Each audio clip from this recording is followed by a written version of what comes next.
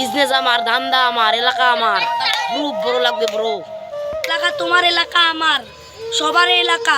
তোমাকে কি এমন কোনো কথা আছে তোমাকে প্রুফ করতে হবে ব্রো?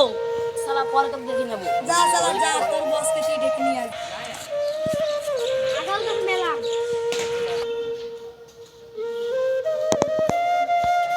বস আমাকে হুমকি দিচ্ছে। কে হুমকি দিছে? চল তো দেখি। চল।